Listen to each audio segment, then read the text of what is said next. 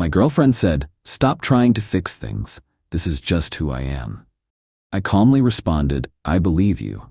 Then I stopped trying entirely. She panicked when she realized that included trying to keep our relationship alive. I, 28 male, need to get this out before I lose my mind. My girlfriend Meredith, 26, and I have been together for 3 years, living together for the last 18 months. What happened 2 weeks ago fundamentally changed how I see everything. We'd been having the same arguments on repeat.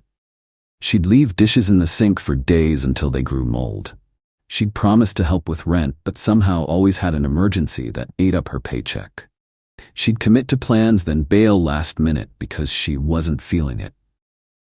Each time I brought these things up, trying to work through them together, she'd get defensive.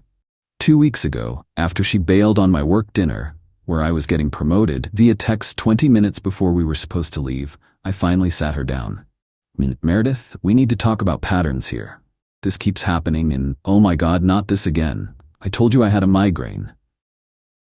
You posted Instagram stories at a bar with Qley an hour later.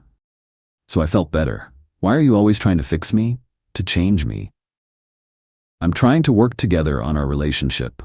These things affect both of us." That's when she said it. Looked me dead in the eye. Her "stop trying to fix things. This is just who I am. Take it or leave it." Something clicked in that moment.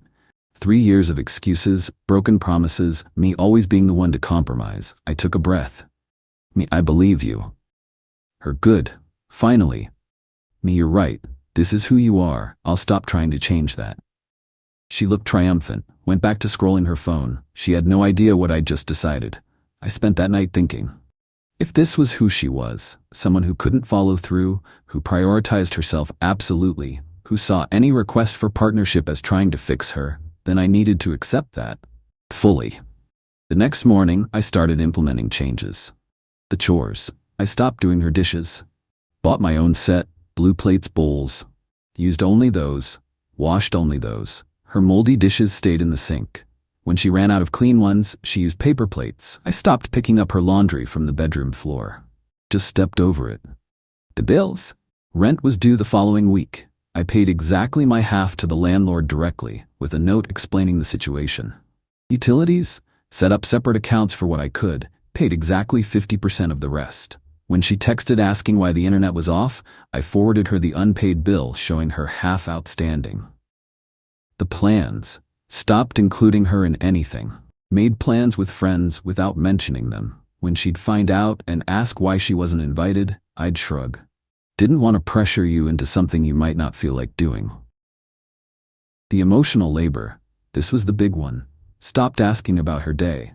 Stopped reminding her about appointments. Stopped checking if she'd eaten. Stopped initiating any conversations beyond basic roommate logistics.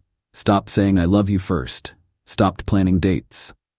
Stopped buying her little surprise coffees or treats. Stopped caring. The first few days she didn't notice. By day 4, she was confused. Her, "You've been weird lately." Me, "Have I? Just giving you space to be yourself. Okay?" By week 1, the apartment was a disaster on her side. Dishes piled up, laundry everywhere, late notices arriving. I kept my space clean, cooked my own meals, lived my life. She started ordering takeout every meal because she had no clean dishes. Then came the text that made me realize she was starting to catch on. Her, "Can we talk tonight?" About what? Us, sure. That conversation was something. Her, "You haven't said you love me in a week." You haven't either. You always say it first. I'm not trying to change who you are anymore. Remember? If you want to say it, say it. If not, that's who you are. That's not, why are you being like this? Like what? I'm accepting you for who you are. This is what you wanted. I didn't mean you're supposed to. Me. Supposed to what? She couldn't articulate it. Because what she wanted was for me to keep giving 100% while she gave whatever she felt like in the moment. She wanted me to try while telling me to stop trying. Her, "This isn't fair." Me, "What's not fair? I'm respecting your wishes." The real panic started the next day when she checked our shared Google Calendar that I'd always maintained and realized I'd stopped adding anything to it. No dinner plans, no date nights, no reminders about her mom's birthday. Nothing. Her, "Did you delete our calendar?" Me, "No, it's still there." There's nothing on it. I haven't added anything. Feel free to add whatever you want. But you always what? Try to manage your schedule? I'm not doing that anymore. You said that's trying to fix you. She stared at me like I'd grown a second head. The beautiful thing was, I wasn't angry. I wasn't being petty. I was just done. I was matching her energy exactly. Update 1. Holy crap, this blew up. Thanks for all the comments and DMs. Some of you called it things escalated fast. So Meredith had apparently been venting to her friends about how I'd become cold and distant, how I was punishing her for being honest about who she was. Her best friend Kelsey, 28F, decided to stage an intervention at our apartment without telling me. I came home from the gym to find Meredith, Kelsey, and 2 other friends, Jasmine and Brittany, sitting in our living room like some kind of tribunal. Kelsey, we need to talk about your behavior. Loading my gym bag into the washer. My behavior? Meredith told us everything, how you've been emotionally abusing her. I actually laughed. Emotionally abusing her how? Withholding affection. Acting cold. Not doing your share around the house. Not doing my share? I pay my half of everything, clean up after myself, handle my own stuff. That's literally my share. But you always did more before. You can't just change the rules. I didn't change any rules. Meredith told me this is who she is and to stop trying to change her. So I stopped. That's manipulation. How? She set a boundary. I'm respecting it. The conversation went in circles. They insisted I was obligated to maintain the previous dynamic. That being in a relationship meant accepting that Meredith was just not good at adulting and picking up the slack. So let me get this straight. She can't do dishes, pay bills on time, keep commitments, or reciprocate emotional effort because that's just who she is, but I'm required to compensate for all of that forever? Yes, that's what love is. No, that's what enabling is. They left in a huff, but not before Kelsey threw out, she has options, you know. Brandon from her work has been very supportive. Good for Brandon. That night, Meredith was fuming. I can't believe you embarrassed me like that.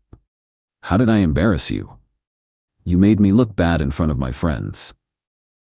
I answered their questions honestly. If the truth makes you look bad, that's not my problem. God, when did you become such an asshole? Me, I'm not being an asshole. I'm being exactly what you asked for, someone who accepts you as you are without trying to change you. I didn't mean it like this. Then how did you mean it? Again. She couldn't answer, because she meant she wanted me to accept her lack of effort while maintaining my overcompensation. The next day, she didn't come home. Got a text at 11 p.m., staying at Kelsey's, need space to think. Okay, didn't ask when she'd be back. Didn't ask if she was okay, didn't offer to talk, just okay. She was back the next evening, clearly expecting me to ask where she'd been, to be worried, to fight for us. I was meal prepping in the kitchen. Hey, that's it. Hey, what else would you like me to say? I was gone all night. You said you needed space. I gave it to you. You didn't even care where I was. You're an adult. You told me where you were. What's there to care about? She started crying then. Not the manipulative tears I'd seen before when she wanted to end an argument, but real confused tears. This isn't how it's supposed to work.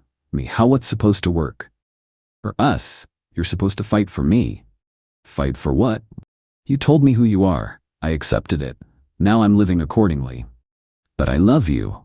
Do you? Because in 3 weeks, you haven't said it once unless I said it first. You haven't initiated a single conversation about our day. You haven't suggested a single date. You haven't done one thing that suggests you love me beyond saying it when you want something from me. That hit hard. She went to our room. My room, really, since I was the only one who ever cleaned it, and slammed the door. Here's the kicker. While she was at Kelsey's, I'd had time to think. Really think. And I realized something. I wasn't just done trying to fix things. I was done, period. This wasn't salvageable because she didn't want a partner. She wanted a parent with benefits. Started looking at apartments the next day. Found a nice studio closer to my work. Put in an application.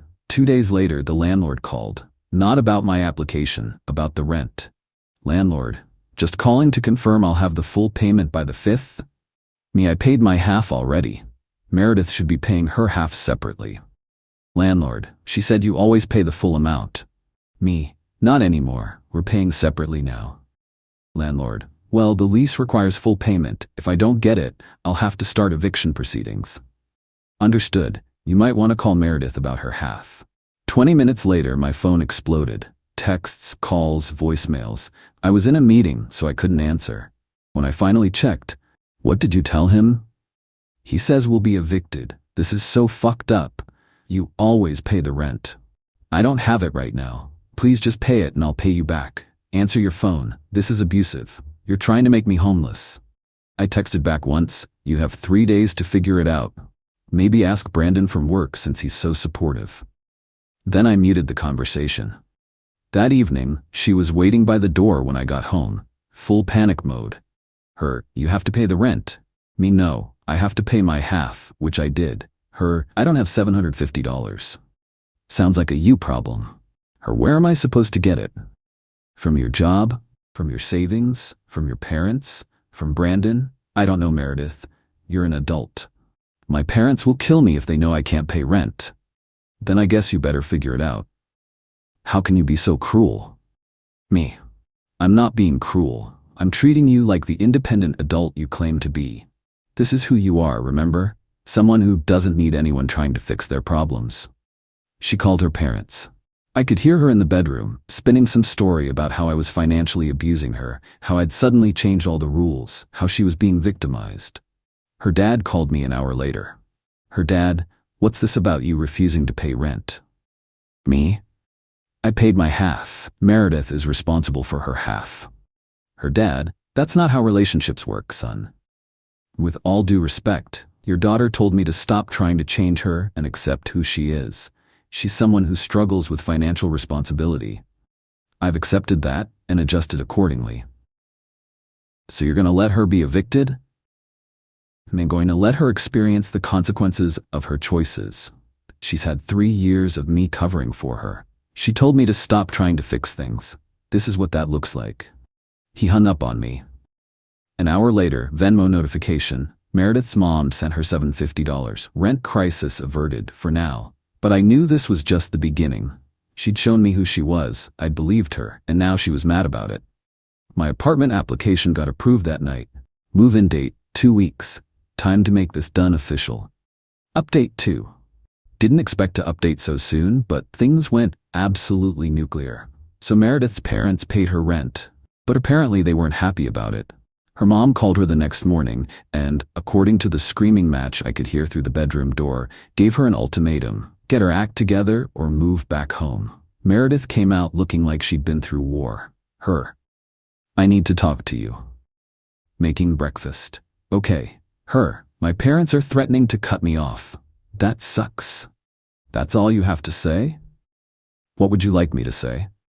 I don't know, maybe care? Maybe help me figure this out? You told me to stop trying to fix things. This sounds like you wanting me to fix things. She literally screamed in frustration and stormed back to the bedroom. I ate my eggs in peace. That afternoon, while I was at work, she apparently decided to take matters into her own hands. I got a text from my landlord. Your girlfriend just came by asking to be removed from the lease. Says you're forcing her out? What's going on? I called him immediately. Me, I'm not forcing anyone out. What did she say exactly? That you're emotionally abusive and she needs to get away from you. She wants off the lease ASAP. Well, that works out perfectly. I actually have a new place lined up. I'm happy to sign a lease termination if she is. Oh, she seemed to think you'd fight it. Me? Nope. When can we make this happen?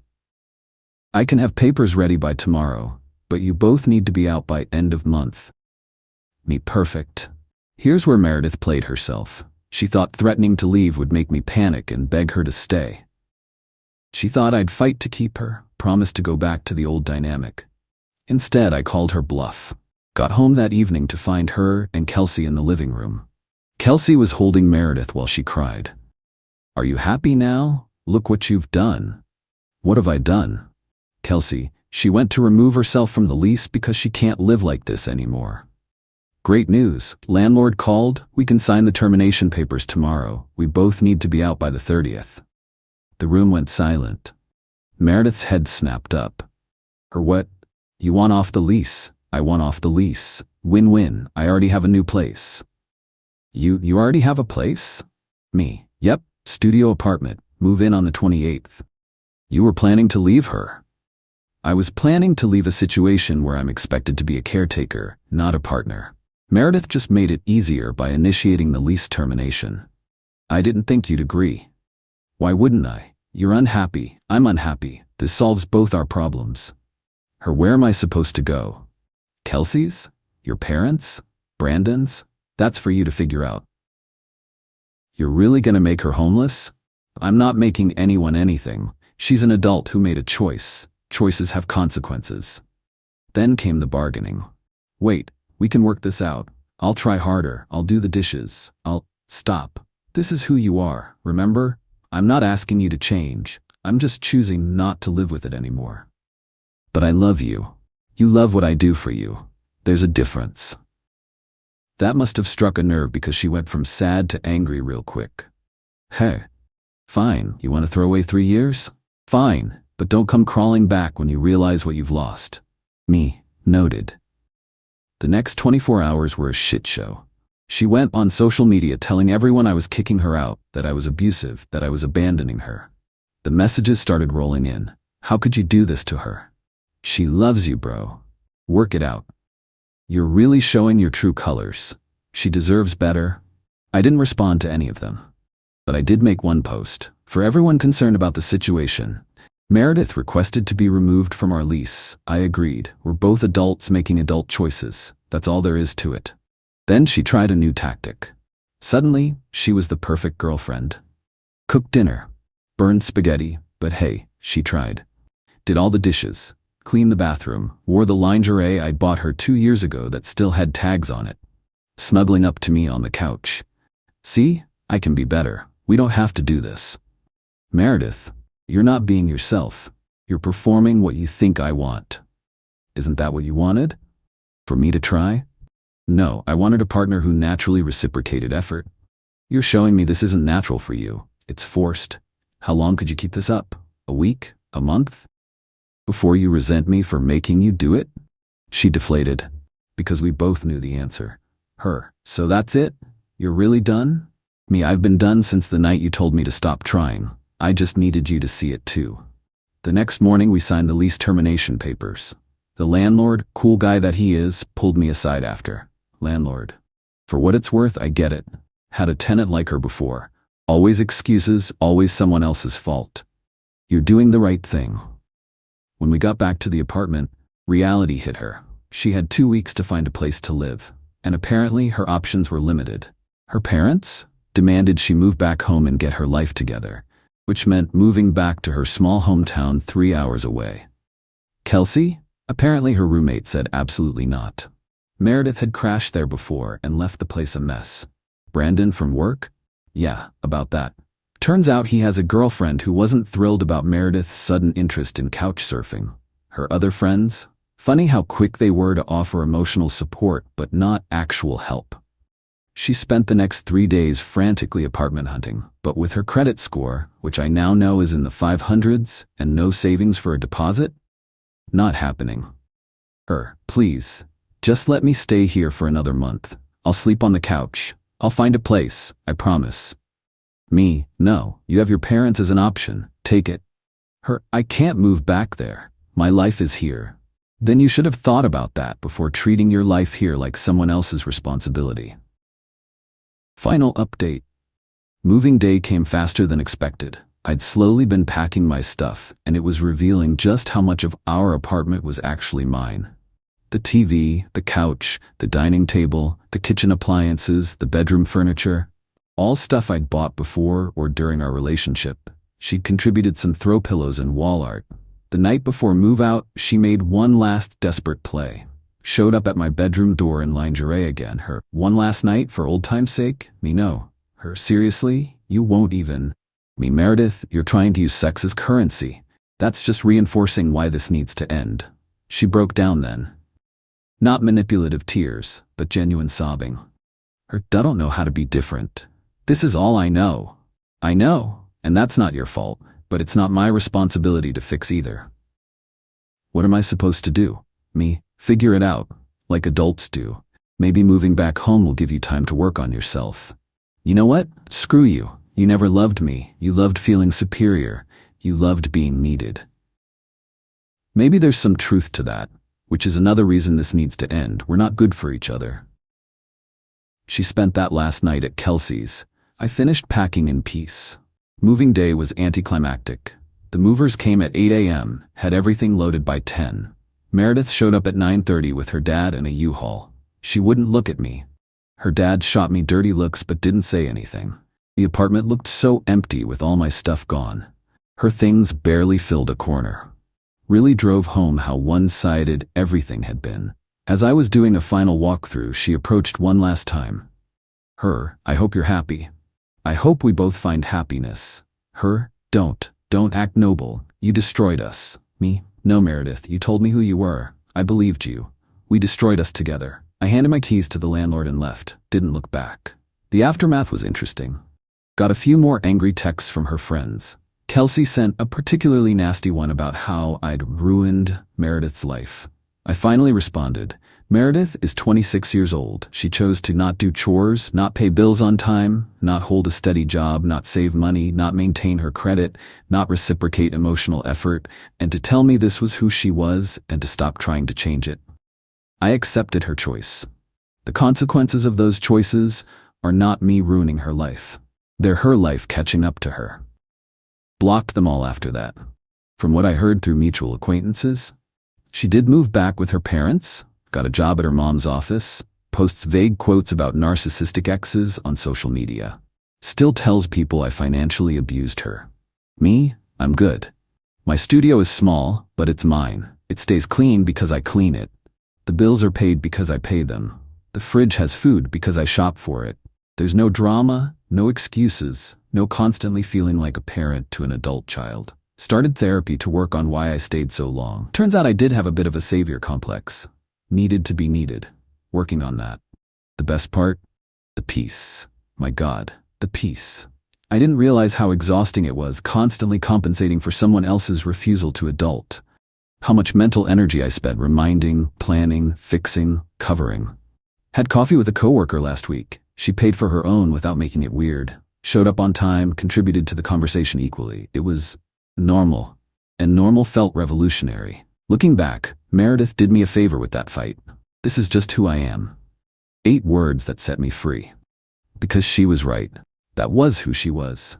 Someone who saw partnership as optional, effort as criticism, and accountability as abuse. And me? I'm someone who believes people when they tell me who they are. Thanks for following this journey, Reddit. For those asking, no, I don't regret it. No, I don't miss her. And no, I wouldn't take her back if she changed. Because she was right about one thing. You can't fix people. They have to want to fix themselves. And that's perfectly fine. Just don't expect others to break themselves compensating for what you won't do.